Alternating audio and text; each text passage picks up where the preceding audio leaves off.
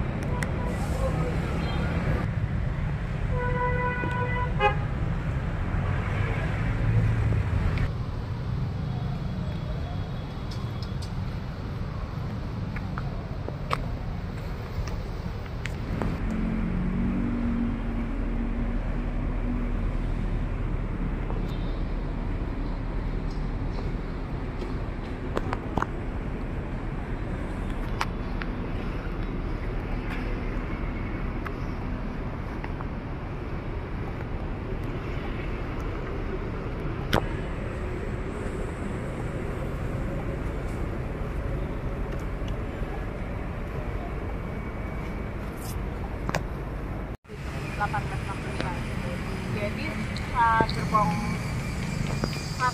2 atau 3 gerbong ditarik oleh 2 atau 4 ekor kuda dengan beban yang begitu berat. Banyak kuda yang mati pada akhirnya. Kemudian kejadian itu diprotes oleh banyak orang Eropa. Alasannya pertama, terlalu banyak kuda yang mati.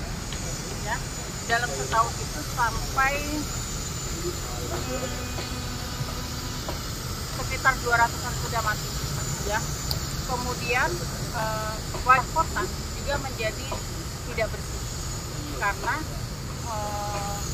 si kuda ini buang aja sembarangan di sepanjang jalur media. Yang ketiga, orang-orang Eropa itu merasa risih dalam satu gerbong bercampur baur dengan orang-orang yang mereka anggap di bawah kelasnya mereka. Karena kan pada saat menggunakan tenaga kuda itu satu gerbong tidak ada kelasnya, bercampur baur. Meskipun di belakangnya ada gerbong lain, tetap bercampur baur. Sampai kemudian ada pemikiran untuk menggunakan tenaga uap yang lebih manusiawi, yang tidak banyak istilahnya mereka membunuh kuda. Kemudian rel tram uap itu mulai digunakan tahun 1889. Lokomotifnya itu diimpor dari Jerman. Kemudian gerbongnya dari Belgia dan Belanda. Lokomotifnya itu menggunakan kettle uap yang diisi tenaga uap bertekanan tinggi di setiap depo uap. Tapi kelemahannya ketika pengisian itu sering terjadi ledakan. Kemudian ketika si rel tramnya itu jalan pada saat musim hujan, ketika dia kena hawa dingin, dia mogok. Akhirnya pemerintah Belanda saat itu kemudian berpikir untuk mengganti rel tram uap dengan rel tram listrik.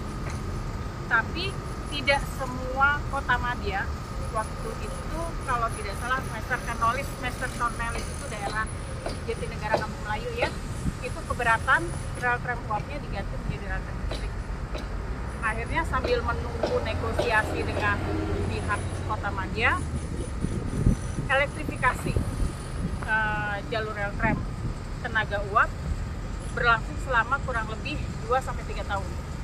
Dan tahun 1934 ketika semua permasalahan dengan wilayah itu selesai, elektrifikasi rel tramnya pun selesai. Jadi yang kita lihat sekarang adalah sisa dari rel tram listrik, bukan rel tram uap, bukan rel tram tenaga kuda. Tapi ketika di pintu besar selatan, kami menemukan kayak bekas-bekas tapal kuda juga gitu. Jadi perkiraan usianya sudah berapa tahun? Ini dari abad 19 ya.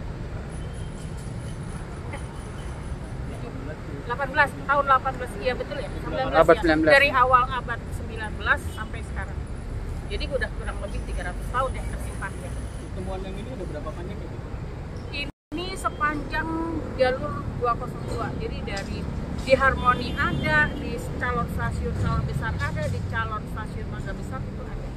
Bedanya kalau Glodok udah beda kontrak 203. Nah, bedanya kalau di yang calon stasiun Harmoni dan Sawah Besar, batalannya itu semuanya dari kayu. Sementara yang Mangga Besar itu kombinasi baja dengan kayu. Bantalan yang ini. Ini untuk menguatkan kedudukan si batang rel, dia dijepit dengan baut. Jadi bautnya itu bentuknya topi, pinggirannya itu menjepit bagian bawah batang rel ke bantalan. Jadi dia nggak bergerak. Bu, ada Ini kenapa beda ya karena elektrifikasi? Yang beda apanya? Oh, enggak, itu nggak ada hubungannya. Jadi ketika kita menemukan kasus di pintu besar selatan dan Glodok, kita juga bingung. Kok ini ada yang semuanya baja, ada yang semuanya kayu. Tapi ketika kita melihat tahun pembuatan si batang rel dan bantalan bajanya, ada kemungkinan dia melakukan peremajaan. Kan biasa ya, fasilitas umum itu transportasi umum harus ada peremajaan, perbaikan dan sebagainya setiap berapa periode. Kemungkinan yang terjadi adalah itu. Jadi ketika dianggap bantalan kayunya masih bagus untuk menghemat biaya, mereka tidak ganti. Tapi yang sudah rapuh diganti dengan bantalan baja. Bu, ini setelah dilepas rencananya akan dikemanakan, Bu? Ini adalah asetnya PPD ya. Jadi asetnya PPD milik Pemda DKI. Jadi kemungkinan ini akan dipindah dan disimpan sementara di pool PPD yang di daerah Gelang. Berarti tidak ada rencana untuk dimanfaatkan untuk apa gitu? Kemungkinan yang pasti MRT akan meminta sebagian kecil untuk dipajang di bakal stasiun kota nanti untuk sebagai pertanggungjawaban kepada publiknya. Bu, ada studi Batang relnya ini dari Jerman, buatan pabrik Bokum, Saint Bokum di Jerman. Nah, yang di ujung sana ada kode produksinya 1932. Sementara di Mangga Besar 1921. Jadi kan tadi saya sempat bilang bahwa proses elektrifikasi itu dilakukan bertahap dari 1931 sampai 1934. Semuanya baru pakai batang relnya dielektrifikasi. Jadi ada kemungkinan ini adalah yang belakangan. Jadi di sana dulu produk 1931-nya datang langsung dipakai. Nah ini baru setahun kemudian. Dengan teman yang di Bank Mandiri itu sama, Bu? Sama. Bu, apakah sudah ada studi, Bu, untuk hulu dan hilirnya itu dari mana sampai kemana, Bu? Soalnya kalau dilihat itu kan berbelok gitu. Iya. Ini yang di sini itu adalah jalur yang pertama ya, rute yang pertama, rute 1A 1B kalau saya tidak salah, yang menghubungkan antara Kota Tua, Haut Batavia sampai Harmoni ke arah Hotel Freden. Tapi ini kan tampaknya masih kuat. Kenapa? Tampaknya masih kuat. Itu kenapa kok bisa gitu? Apa karena ada peremajaan itu tadi? Baja ya ini ya, Oh, gitu. baja, bahannya baja. Jadi baja memang kuat. Ibu, kalau ini pakai batu-batu berarti ini batu balas ya? Jadi, betul. Jadi yang namanya rel kereta, baik kereta api maupun rel tram itu dia ada fondasinya. Fondasinya itu untuk perkuatannya salah satunya adalah batuan-batuan kecil yang kita sebut balas ya, batu-batu krakal gitu yang kita sebut balas. Mungkin bisa kelihatan di samping-sampingnya. Nah ini nih, ini contohnya nih balas nih. Contohnya balas. Setelah dia padat, baru di atasnya dipasang bantalan. Itu ada yang terputus, kenapa tuh, Bu? Yang terputus mungkin itu dampak pembangunan kali ya, yang patah-patah. Kemana, Bu? Yang di sebelah, enggak, saya mau lihat soalnya. Itu ada, Bu. Ya mungkin ya, karena ada kejadian juga di 203 di daerah Besar Selatan. Bu, ini kenapa Bu kok bisa harus digali dulu gitu? Apakah dulu ini udah jalur tramnya terus ditutup gitu Bu dengan aspal? Atau ini ada penurunan gitu? Enggak, jadi memang ini ada peninggian jalan. Oh, Berkali-kali Berarti peninggian ditiban jalan. ini ya? itu setelah Indonesia merdeka peninggiannya atau Setelah Indonesia merdeka. Oh. Jadi sampai tahun 1962-63 itu tram ada yang fungsi. Tapi kalau di daerah sini udah enggak ada tram, tapi relnya masih kelihatan. itu sengaja Bu ditutup ataukah memang dulu nggak ada awareness untuk ini tempat bersejarah gitu? Maksudnya melestarikan. kenapa ditutup? Karena PPD memutuskan untuk meniadakan tram.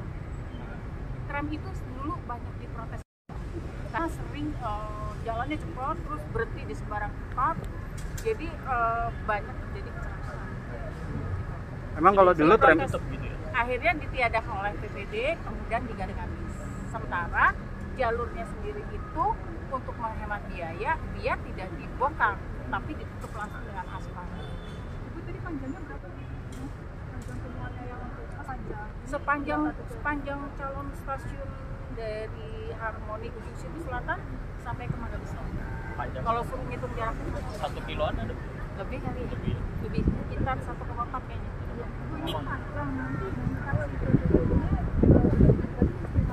Ini nggak boleh ada pemotong.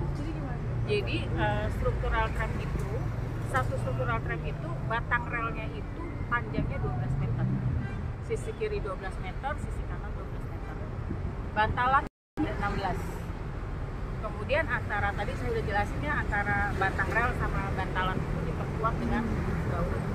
Kemudian di dalam satu struktur itu ada arde.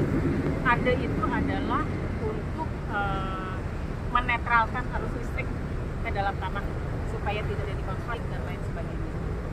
Nah itu nanti dilepas satu-satu. Setelah dikasih kode, batang rel dikasih kode, arde dikasih kode, itu yang diinjak arde. Terus bantalan yang dikasih kode itu nanti dicopot satu-satu, dikumpulkan di dalam tempat-tempat penyimpanan, kemudian batang relnya di atas. Kira-kira membutuhkan berapa lama ya? Kan panjang banget. Kita nggak bisa prediksi ya, karena memperlakukan objek diduga cagar budaya tidak boleh sembarangan, harus hati-hati. Bu, kalau ini bisa nemu begini, apa ya? Bukan proses dalam pekerjaan fase 2A, tapi ketika lagi kebor tanah gitu. Atau karena ada riwayatnya dulu pernah ditutup gitu? Kalau yang mempelajari sejarah kemungkinan paham, tapi kalau yang enggak ya mungkin juga nggak tahu ya. Nah, arti itu ketika mau melakukan pekerjaan, mengawali pekerjaan kan pasti ada pekerjaan prakonstruksi ya. Salah satunya adalah membuka kotak utilitas untuk memindahkan utilitas-utilitas yang mungkin diperlukan. Nah, ketika melakukan membuka kotak kunci itulah mereka menemukan indikasi-indikasi, oh di sini ada rel tram, di sini ada struktur gitu. Permasalahan riwayat yang tadi bilang ini sengaja ditutup karena menghemat biaya gimana? Kenapa? Ya memang itu kebijakannya mereka. Itu kebijakan pemerintah atau dari PPD? Kebijakan gitu. Pemda DKI waktu itu ya, menyambut Asian Games semua jalur rel tram gitu. Ibu terakhir kemarin kan di CP 203 itu banyak artefak, terus kemudian di sini berarti apakah memang sepanjang jalan Jakarta ini banyak peninggalan zaman dahulu karena apa Ibu? Karena pada penduduk kah, pusat kota memang dari zaman dulu atau gimana? Kalau di 203 itu kan awalnya adalah pusat pemerintahan, pusat bisnis dan pemukiman orang-orang Eropa. Di dalam tembok kota Batavia dan di luar tembok kota Batavia itu adalah pemukiman orang-orang selain orang-orang Eropa kelas atas. Jadi tidak mengherankan kalau di sana ditemukan banyak artefak lepas sih, kayak keramik-keramik, barang-barang rumah tangga. Sementara kalau di sini itu memang sepengetahuan kami itu jalan raya. Jadi jalan tanah yang diperkeras untuk jalannya gerobak kereta kuda. Bu, berarti tadi 1930 nih Bu ya? Ini 1932 di situ. Ada itunya, ada kode produksinya. Jalurnya dari 1869. Jadi jalurnya adalah sebenarnya jalur tram kuda yang batang relnya itu diganti. Bu, kalau jenis bantalan kali ini apa Bu? Jati ya, kemungkinan jati. Berarti ini kalau jati kayak gini langsung dari Indonesia atau dari luar negeri juga? Kemungkinan sih dari sini. Kemungkinan dari sini. Jadi yang impor cuman relnya aja, batang rel, kemudian mungkin ardenya sama bantalan bajanya. Tapi kalau jati gini masih relevan nggak Bu kalau dipakai buat rel yang sekarang? Mungkin enggak ya, kebanyakan udah pakai beton ya. Tapi kalau secara kekuatan dia masih bisa nggak? Masih bisa sih kalau menurut saya ya, menurut saya pribadi. Cuman kan sekarang sudah tidak dipakai ya, lebih banyak pakai bantalan beton.